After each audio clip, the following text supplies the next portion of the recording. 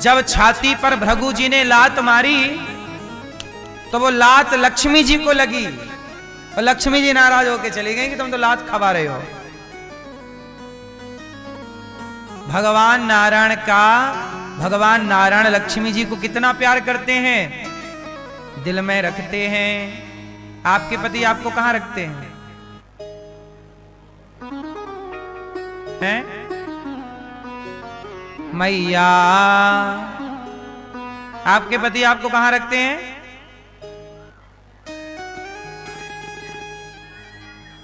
दिमाग में रखते हैं।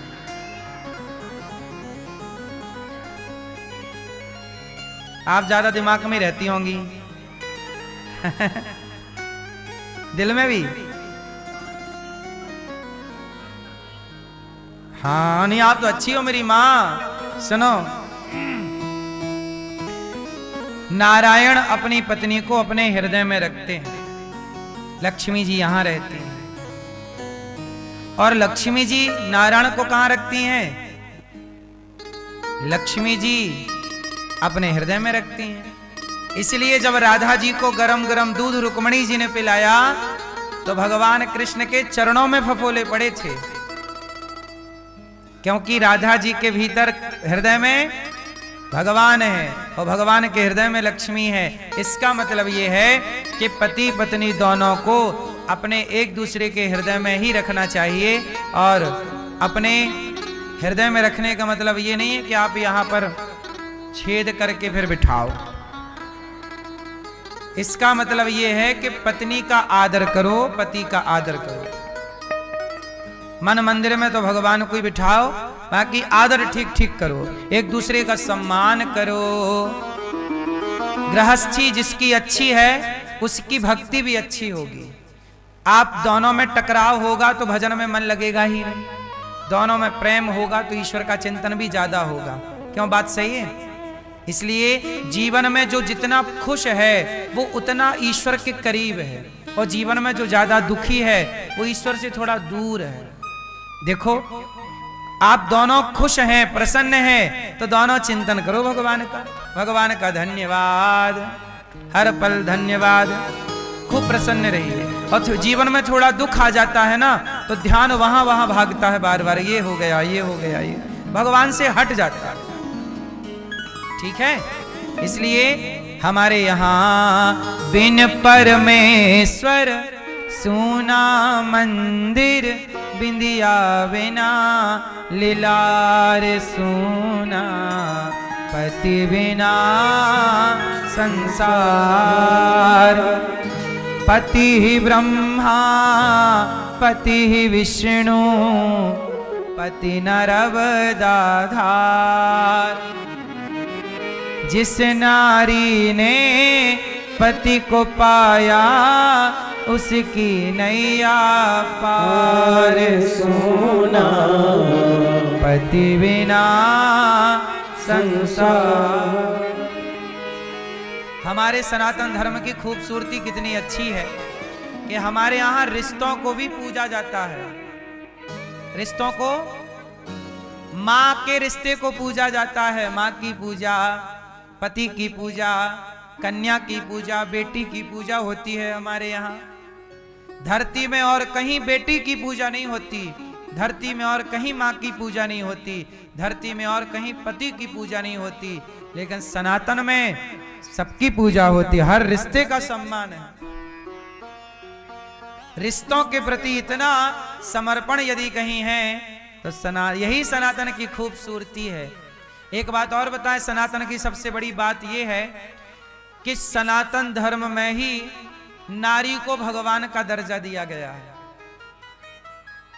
आप किसी हिंदुओं के सिवा बताइए, क्या और कहीं मजहब पंथ में कहीं नारी को भगवान का दर्जा दिया गया है? बोलो बोलो मेरी मां।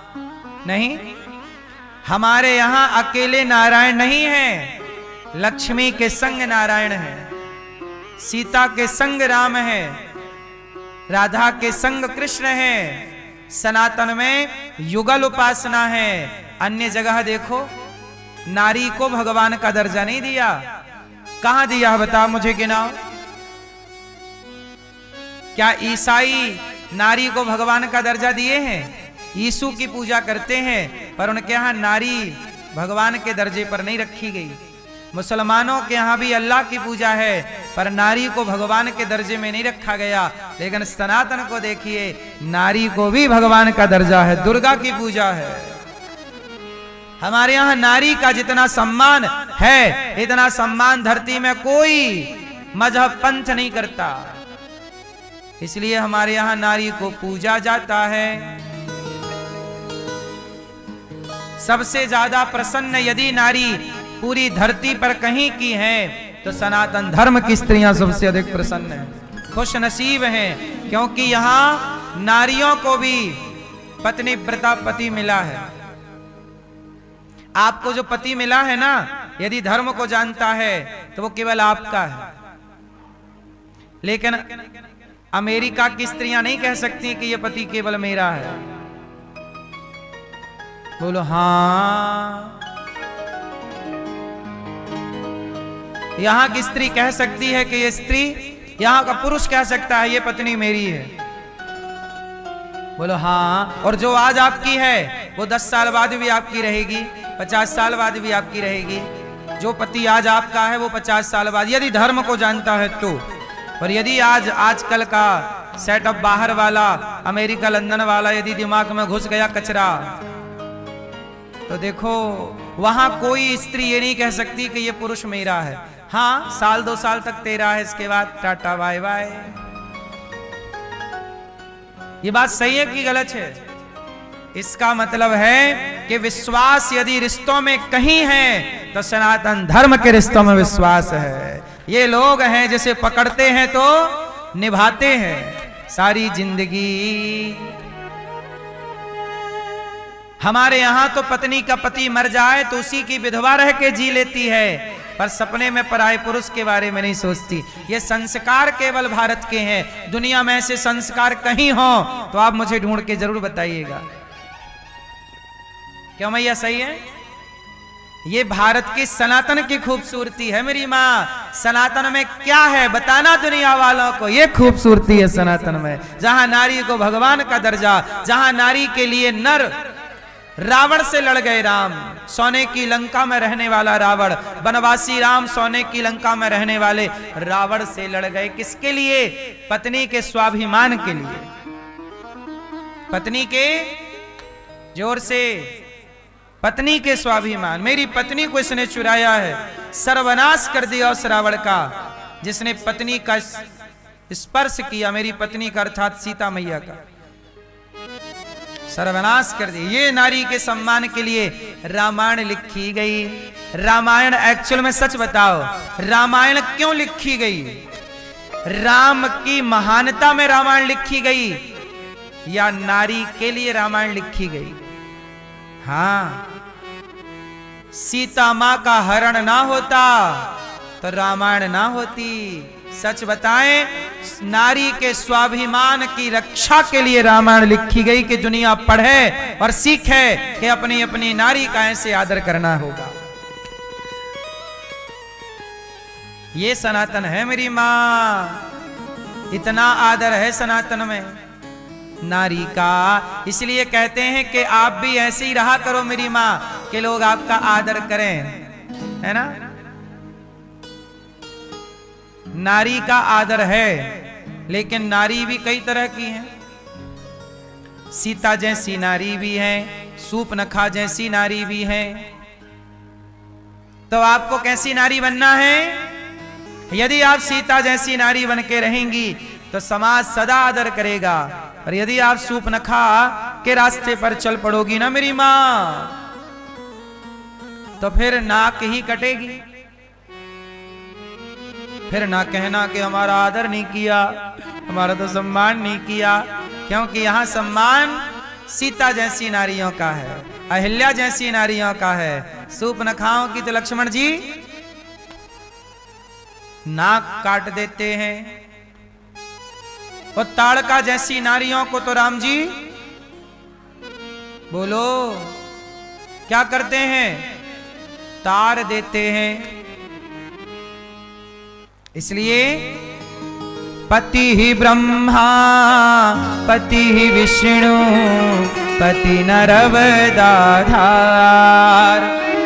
जिस नारी ने पति को पाया उसकी नैया पार सुना। पति बिना संसार। अब एक रिश्तों के लिए मैं एक छोटा सा भजन सुनाऊंगा जिसको केवल सुनना है।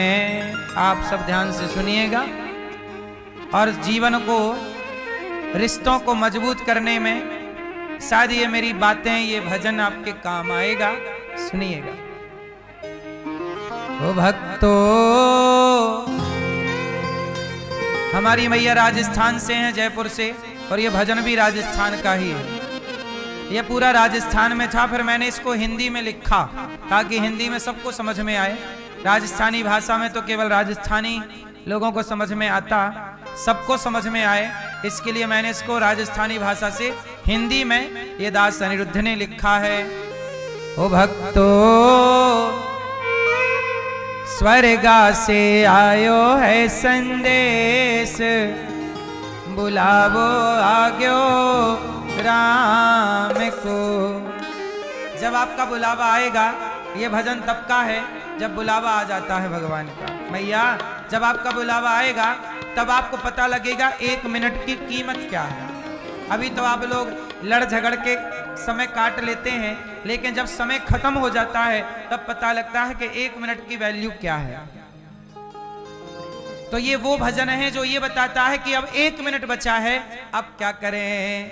भक्तों, स्वर्गा से आयो है संदेश, बुलावो आग्यो राम को।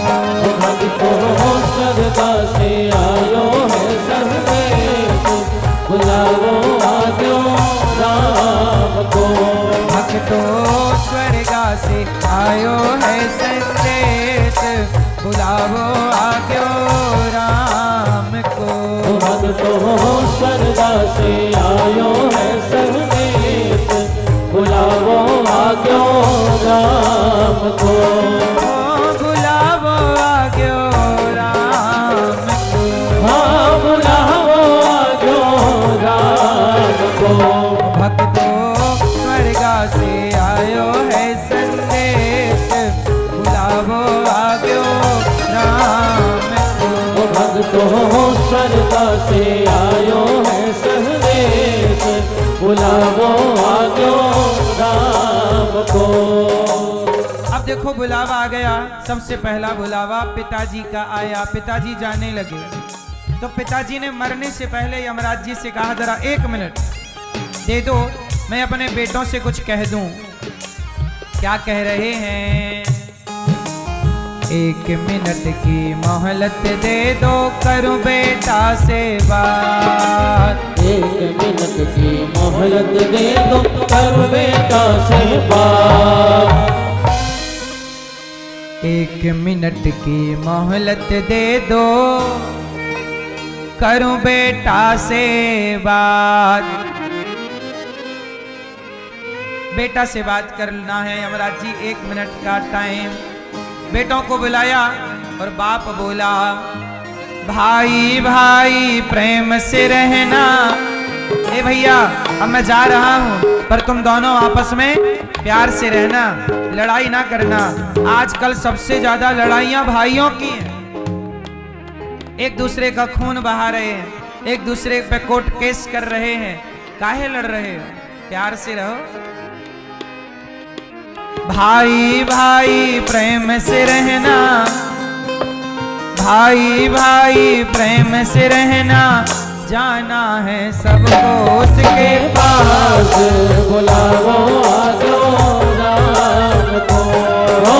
भाई भाई प्रेम से रहना, जाना है सबको उसके पास, बुलावो आग्यो राम को। प्यार से रहो, लड़ाई नहीं। तो आप कितने भाई ऐसे हैं जो प्यार से रहते हैं? क्या आपके भाई के साथ कोई कोर्ट केस वगैरह लड़ाई तो नहीं चल रही है? प्रेम से रहो। हाँ, 1 मिनट की मोहलत दे दो, करो बहू से बात। 1 मिनट की मोहलत दे दो, करो बहू से बात। किससे बात? हाँ, 1 मिनट की मोहलत दे दो, करो बहू से बात। बहू से बात। सास बोली बहू रुक जाओ, मैं जो कहती हूं ध्यान से सुन लो। सास बोली 1 मिनट की मोहलत दे दो, करो बहू से बात। मैं तो मारो धर्म निभा दी, मैं तो मारो धर्म निभा दी, बांध के रखियो ये परिवार। बुलावो आजो राम को, मैं तुम्हारो धर्म निभा दी, बांध के रखियो ये परिवार। बुलावो आजो राम को। सास ये कहना चाहती हैं कि बहू अब ये परिवार की अखंडता तुम्हारे हाथ में है। मैया आप लोग चाहो ना तो घर में कोई विवाद ना हो। सही है ये बात की गलत है? प्रेम से रहो। कहते हैं ना कि 4 पुरुष एक साथ रह लेते हैं पर 4 स्त्रियां एक साथ नहीं रहती हैं। ऐसा मैंने सुना है। सही है कि गलत है? क्यों ऐसा मैया आप लोगों ने ऐसी क्यों कहावत बना रखी है? क्यों मैया क्यों नहीं रह सकती हो आप ये बताओ? सास, देवरानी, जेठानी और एक ननंद, 4 प्रेम से रह लेती तो आपका घर स्वर्ग हो जाता। और जिस घर में स्त्रियां प्रेम से हैं उसी घर में या तो भगवान का या तो भगवान के भक्त का जन्म होता है। अच्छे लोग आते हैं उस घर में। और जहां आप लोग ऐसे ही लड़ाई झगड़ा, भगवान भी बोलेंगे, कोई भक्त तुम्हारे घर क्यों आएगा? इसलिए तुम्हारे घर में जो बच्चे होते हैं ना, वो भी बच्चे कोई बहुत अच्छे बुद्धि वाले, अच्छे विचार वाले नहीं होते। ऐसे होते हैं कि जो बुढ़ापे में तुम्हें ही गिलास भर पानी ना देंगे, क्योंकि तुम्हारे अपने संस्कार इतने अच्छे नहीं थे, हल्का वजनदारी नहीं थी, है ना मेरी माँ? जो आपका पेट है ना मेरी माँ, जो आपका गर्भ है, पेट में गर्भाशय है, वो गर्भाशय मंदिर की तरह होता। आपके ही गर्भ में तुलसीदास जी आए हैं। तुलसीदास जी को भी संसार में आना था तो पहले किसी माँ के पेट में गए कि नहीं? सूरदास जी भी आप लोगों के गर्भ में गए, अर्थात माँ के गर्भ में गए। जब आपका गर्भ पवित्र होगा, आप पवित्र विचारों वाली होंगी ना मेरी माँ, चरित्र से पवित्र होंगी, विचारों से पवित्र होंगी, तब आपके गर्भ में कोई भगवान का भक्त ठहरेगा। क्योंकि इस धरती पर किसी को आना हो, भगवान भी किसी को भेजना चाहें तो भेजेंगे तो स्त्री के माध्यम से ही ना, क्योंकि गर्भ तो माँ के पास ही है। 9 महीना तो तुम ही जगह दोगी ना। यदि तुम ही रास्ता भटक गई ना मेरी माँ, तो तुम्हारी कोख से फिर कोई भक्त कहाँ जन्म लेगा? इसलिए कहते हैं जननी जने तो भक्त जने, या दाता या सूर, नहीं तो बंध्या भली काहे गवावे नूर। इसलिए मेरी माँ 1 मिनट की मोहलत दे दो, करूं बहू से बात। मैं तो मारो धर्म निभा दी। अच्छा एक बात बताओ, जो स्त्री, जो पुरुष विवाह के पहले 3-4 जगह चला जाए, किसी स्त्री पुरुष के संबंध बनाए, क्या इनके द्वारा अब किसी अच्छी संतान की उत्पत्ति होने की संभावना है? जो स्वयं अपना चरित्र बिगाड़ चुका या चुकी, उनके घर चरित्रवान कैसे आएंगे मेरी माँ। आप जितने बढ़िया विचारधारा के होंगे, आपकी संतान पर आपका प्रभाव पड़ता है। आप भटक गए हैं तो लिख लीजिएगा, आपकी संतान भी जरूर भटकेगी। और आप सही हैं तो संभावना पूरी पूरी है कि सही के घर ही आम के पेड़ पर ही आम का फल लगता है, बबूल में नहीं लगता। हाँ, जो बीज जैसा होगा फसल भी वैसी, बबूल का बीज होगा तो फसल भी बबूल की, और बीज यदि आम का है तो फसल भी आम की। 1 मिनट की मोहलत दे दो, करूं पति से बात। पत्नी बोली पति से, हम जा रहे हैं, यमराज जी आ गए, आपसे एक प्रार्थना है। क्या? पत्नी बोली, भैया आपका पति आखिरी समय जब आप जाओगी तो अपने पति से क्या कह के जाओगी? आप क्या कहोगी? आखिरी 1 मिनट बचा है, कुछ कहना है, क्या कहोगी? क्या कहोगी मैया? आप क्या कहोगी आखिरी जाते जाते 1 मिनट में? पति से कुछ कहना हो आखिरी तो क्या कहोगी?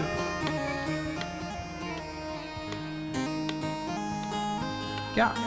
गोल गोल तब गोलमाल है। मैया आप क्या कहोगी?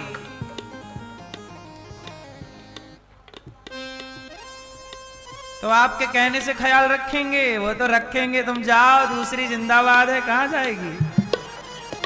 वो तो अपना बढ़िया ख्याल रख ही लेंगे।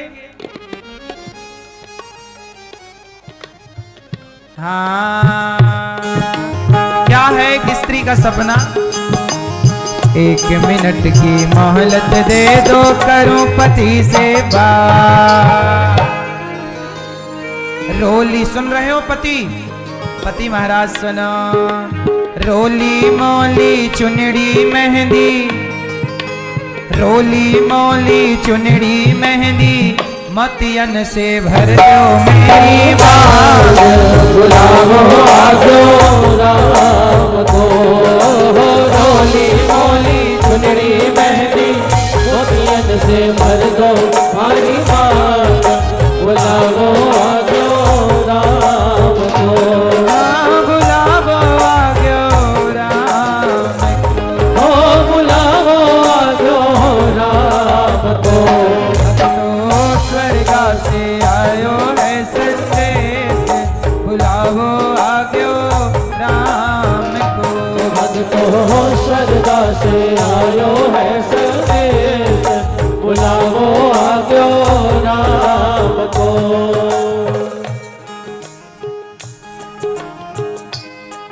हाँ,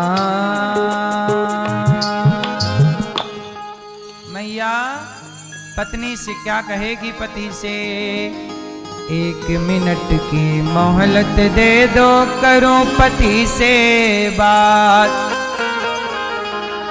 रोली मोली चुनड़ी मेहंदी, मोतियन से भर दो मारी मांग। बुलावो आग्यो। इसलिए पति लोग मेरी बात ध्यान से सुने। आप लोग अपने पत्नी की मांग वांग कभी भर देते हो बीच बीच में कि नहीं? हैं दादाजी? आप पत्नी कहाँ आपकी? कहाँ? ये तो आप भी कभी मैया को सजाया करो, श्रृंगार किया करो, मांग भर दिया करो। हैं? हैं? शौक नहीं है? नहीं, मेरी मांग भरने का शौक नहीं है? मांग भरने का शौक नहीं है? हैं? पति भरेंगे आवाज से, रोज ये लगाया करेंगे मांग में सिंदूर, क्यों?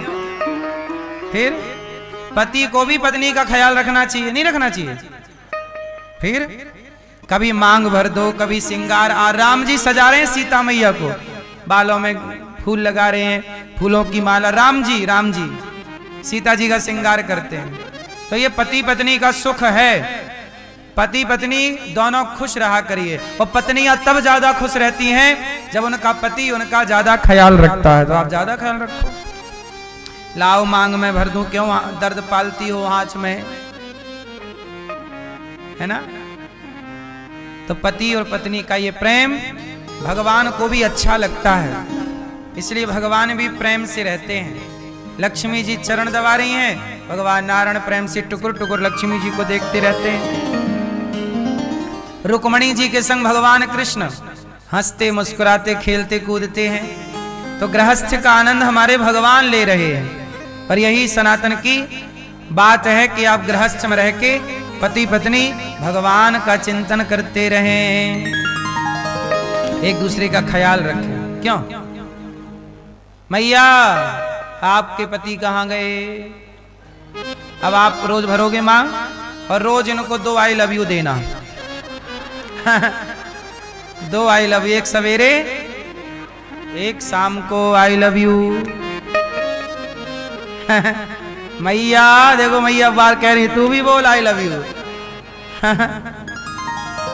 बस जीवन में प्यार हो। और पुरुषों को आप क्या बोलेंगे? आप क्या बोलेंगे अपनी पत्नी को? हाँ आप चलो, आप बताओ। हैं? आई लव यू आप नहीं, पत्नी बोलेगी आपको आई लव यू। आप क्या बोलेंगे? आप बोला करो क्या खूब लगती हो, बड़ी सुंदर दिखती हो। पत्नी को पति लोग ऐसा कहने लगे तो हमारी माताओं का 1-2 किलो वजन यूं ही बढ़ जाएगा। खुशी के मारे। सही है कि नहीं? फिर मैया आप क्या कहोगी अपनी पति से? चश्मा वाली मैया। हाँ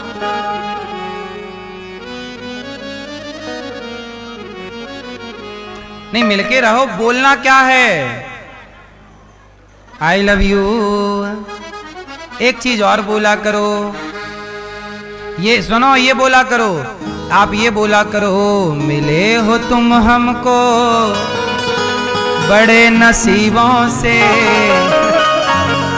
फिर गृहस्थी में कोई झंझट नहीं, ये गृहस्थी बिंदास चलेगी। बोलो हाँ, हंसते हंसते। अभी देखो हमने केवल बातें कही तो आपके होठों पे खुशी आ गई कि नहीं? जब आप रियल में जिंदगी ऐसे जीने लगोगे तो जिंदगी कैसे बीत गई पता ही नहीं चलेगा। हंसते खुश हैप्पी रहना चाहिए। हंसते हंसते कट जाए रस्ते, जिंदगी यूं ही चलती रहे। हर समय क्या और कितना भी कठिन समय आए मेरी माँ, यदि आप दोनों प्रेम से हैं तो मैं आपको विश्वास दिलाता हूं, यदि परिवार में प्रेम है तो कठिन से कठिन बड़े से बड़ा समय भी प्रसन्न चित्त से गुजर जाता। पता न लगता कि हमारे जीवन में कोई कठिन समय है। बस प्रेम चाहिए। एक आदमी को प्रेम चाहिए, एक स्त्री को। ये प्रेम में बड़ी ताकत है मेरी माँ। प्रेम में इतनी ताकत है कि ब्रह्मांड नायक वैकुंठ में बैठे भगवान को प्रेम करने वाले भक्तों ने धरती पर बुला लिया। ये प्रेम की ताकत है। प्रेम में इतनी ताकत है कि वो अखिल ब्रह्मांड नायक परमात्मा को एक प्रेम करने वाले 5 साल के बच्चे ने खंबे से निकलने के लिए मजबूर कर दिया। नरसिंह बन करके आ गए। ये भैया सो गए क्या?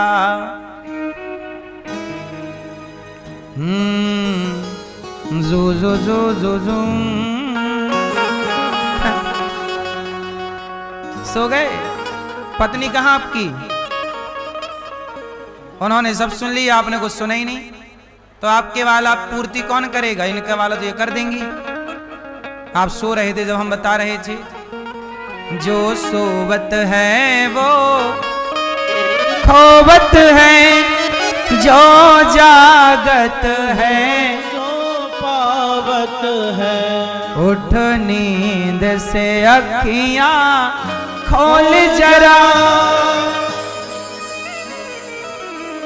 भगवान गोपियों के संग दिव्य रास रचा रहे। गोपियों के संग जब गोपियों ने कहा प्रभु हमारा आपके सिवा कोई नहीं, दिव्य रास रचाए। तभी गोपियों को अभिमान आ गया, मैं बड़ी सुंदर हूँ। भगवान गोपियों को छोड़कर अंतर्धान हो गए। सारी गोपियां विरह में डूब गईं। कृष्ण कहाँ चले गए प्रभु, कहाँ चले गए? जब भगवान को पुकारा गोपियों ने, सारी गोपियां पुकार रही हैं, भगवान की दिव्य लीला का जो अनुसरण गोपियां करने लग गईं। एक सखी भगवान को, अच्छा गोपियों की ढूंढने का तरीका बड़ा गजब है। एक सखी बोली कि मैंने गोवर्धन उठा लिया, एक अपने को कृष्ण मान बैठी और बाकी सब नीचे तलहटी पे आ गई। सारी सखियों ने अपने को भगवान के आसपास माना। जो लीला हुई भगवान की, उस लीला का अनुकरण करने लग गए, अनुसरण करने लग गए। गोपियां बड़े प्रेम से रहती हैं भगवान की याद में। अब बोली हमें आगे ढूंढना ही नहीं, आगे चली तो राधा रानी मिल गई। भगवान ने लगता सखी तुझे भी छोड़ दिया। राधा रानी रो रही हैं, हे कृष्ण कहाँ चले गए? जब सारी गोपियों ने पुकारा, हे प्रभु हम तुम्हें कहाँ ढूंढें इस जंगल में, हमें क्या पता कि तुम कहाँ हो, तुम्हें पता है कि हम कहाँ हैं, इसलिए हम आपको नहीं ढूंढ सकते। प्रभु आप ही हमें खोज लीजिए, आप हमें ढूंढ लीजिए, हम आपको क्या खोजेंगे? जब गोपियों ने रो करके पुकारा, गोपियों ने गीत गाया। गोपियों ने कहा गोप्यः ऊचुः, गोपियां बोली जयति तेधिकं जन्मना ब्रजः श्रयते इंदिरा शश्वदत्रहि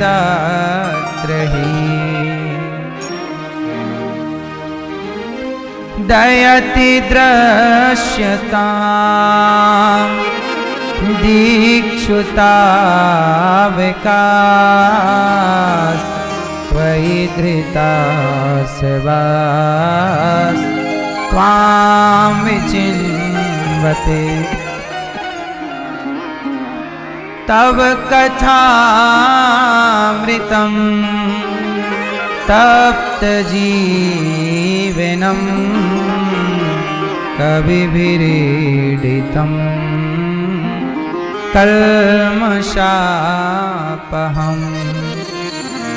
सारी गोपियां बोली प्रभु अधिकम जयति जन्मना ब्रजः, आपका जन्म जब से ब्रज में हुआ यहाँ की महिमा बढ़ गई। हे प्रभु आप हमें मिले तो थे, अब आप कहाँ चले गए? यदि आप अब नहीं मिले तो हम मर जाएंगे प्रभु। गोपियां अब ऐसे तड़पने लगी जैसे मछली तड़पती है पानी के लिए। और सच बताएं, भगवान को पाना चाहते हो तो भगवान से इतना प्रेम करो, इतना प्रेम करो कि उनके सिवा कोई अच्छा ना लगे। देखो संसार बहुत अच्छा है, पर संसार कब तक अच्छा लगेगा? और क्या है, अब आपकी उम्र ढल रही है, आपका समय जा रहा है, आपकी उम्र मुट्ठी की रेत की तरह फिसल रही है। अब जाती हुई आयु में बाकी तो सब मिल ही गया, परिवार व्यापार। अब जिसकी तलाश में धरती में आए थे भगवान की, अब उनकी ओर थोड़ा बढ़ चलो, इसी से आपका लोक परलोक सुधरेगा। गोपियां बोली कि प्रभु अब हमारा आपके सिवा कोई नहीं। सारी गोपियां बोलने लगी कब आएगा मेरा सांवरिया, कब आएगा मेरा सांवरिया,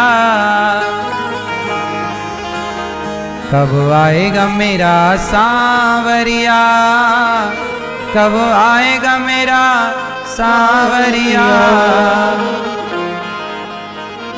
कब आएगा मेरा सांवरिया, कब आएगा मेरा सांवरिया। मेरे आंसू पहुँच कर मुझे गले लगाएगा, मेरे आंसू पहुँच कर मुझे गले लगाएगा, कब आएगा मेरा सांवरिया, कब आएगा मेरा सांवरिया। बनो ना कठोर कान्हा, दया से भी काम लो। आकर कन्हैया मेरे दामन को थाम लो। जीवन बन जाएगा जब कान्हा आएगा, मेरे आंसू पोंछ कर मुझे गले लगाएगा। कब आएगा मेरा सांवरिया, कब आएगा मेरा सांवरिया। जब गोपियों ने कहा हे गोविंद अब प्राण निकल जाएंगे, और जब गोपियों ने कहा प्राण निकल जाएंगे अब कोई सहारा नहीं, हे गोविंद गोविंद सहारा तेरा है, प्राण निकल जाएंगे। तब भगवान को लगा मैं नहीं गया मर जाएंगे। देखिए भगवान की याद में ये तड़प के जी ना पाए। हा रघुनंदन प्राण प्रीते, तुम बिन जियत बहुत दिन बीते। बहुत जी लिया तुम्हारे बिना गोविंद, अब जी ना पाएंगे। अब गोपियां मरने को तैयार, अब मर जाएंगी। भगवान को लगा जाना होगा, परीक्षा ले ली, इनका अभिमान तोड़ दिया मैंने। अब भगवान गोपियों के मध्य इति गोप्यः प्रगायन्त्यः प्रलपन्त्यश्च चित्रधा, रुरुदो सुस्वरं राजन् कृष्ण दर्शन लालसा।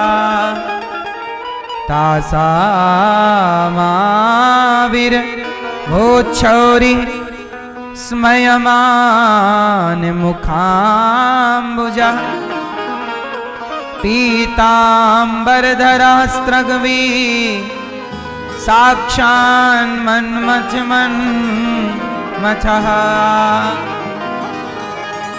जब गोपियों ने पुकारा प्रकट हो गए भगवान, और जब गोपियों ने देखा गिर पड़ी चरणों में, प्रभु हमें छोड़ कर ना जाइए। जितनी गोपियां थीं उतने कृष्ण बनकर और दिव्य सखियों के संग महारास हुआ। ये रास क्या था? कोई भोग विलास की लीला नहीं, जीवात्मा और परमात्मा का मिलन ये रास था। जन्म जन्म की गोपियां, जन्म जन्म के भक्त, युगों युगों से इंतजार करने वाले वो भक्त जो भगवान को पाने की कठिन घोर तपस्या में लगे थे, आज सबको भगवान ने गोपी बनाया और सबको अपना दर्शन देकर सबको निहाल कर दिया, सबको कृतार्थ कर दिया। ये रास क्या है? मिलन है। किसका? जीव का। और जब मैं ईश्वर से मिलूंगा, जब आप भगवान से मिलेंगे, उस मिलन का नाम भी रास होगा। और भगवान की रास लीला नित्य लीला है। आज भी निधिवन में ठाकुर जी भगवान श्याम सुंदर आज भी रास रचा रहे हैं, और भगवान अपने बैकुंठ में सदा वहां रास रचाते हैं। इसलिए जब नरसिंह जी भगवान के पास गए थे, शंकर जी लेकर गए, उस समय भगवान रास ही रचा रहे थे। तो रास का मतलब क्या है? नाचना कूदना रास नहीं। तुम करो तो रास लीला, हम करें तो कैरेक्टर ढीला। रास लीला का मतलब कैरेक्टर ढीला नहीं, रास लीला का मतलब है विशुद्ध भक्त से भगवान का मिलन।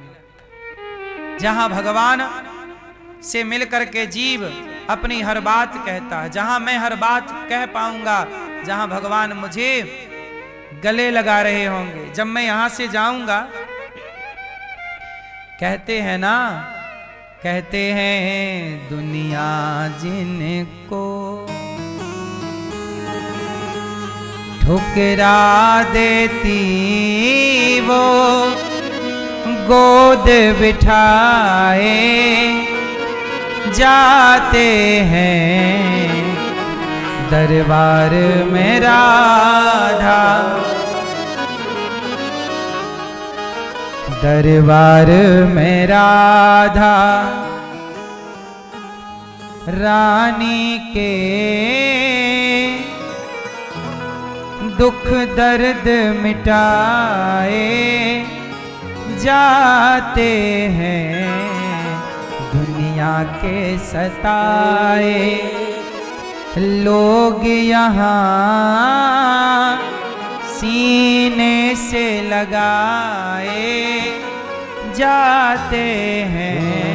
जब भगवान सीने से लगाते हैं उस मिलन का नाम ही रास है। संसार सही संसार नहीं रहने को यहाँ, दुख ही दुख है सहने को यहाँ। भर भर के प्याले अमृत के यहाँ रोज पिलाए जाते हैं, दरबार में राधा पल पल में आस निराश भरी, दिन दिन भटकी पल पल घटती, दुनिया जिनको ठुकरा देती वो गोद बिठाए जाते हैं, दरबार में। तो जब भगवान से आप मिलोगे, हम मिलेंगे, जब भगवान हमें प्यार कर रहे होंगे, गोद में बिठा के गले लगा रहे होंगे सीने से, जैसे माँ बच्चे के गालों का चुम्बन करती है, ऐसे जब भक्त संसार में आप अच्छा काम करके जाओगे, तुम्हारे गालों को भी चूमेंगे भगवान। वो मिलन है, वो मिलन का नाम रास है। लेकिन दुनिया के भोगी विलासी लोगों ने उस रास को अपने नजरिए से देखा और रास लीला को भी कैरेक्टर ढीला बता दिया। हाँ कि ना क्यों मैया। भगवान गोपियों के संग दिव्य महाराज, जितनी गोपी उतने कृष्ण, हर गोपी के संग एक कृष्ण।